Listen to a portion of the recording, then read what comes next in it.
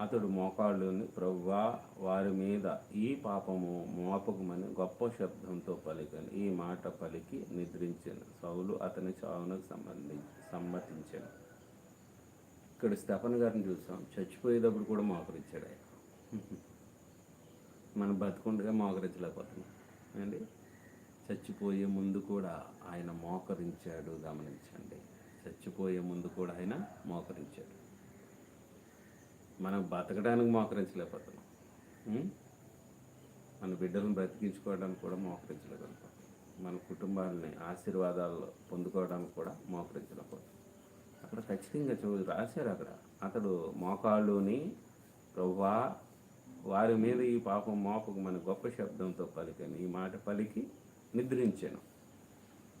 చచ్చిపోయే ముందు కూడా మోకరించాడు. చచ్చిపోయే ముందు కూడా ఆయన మోకరించాడు.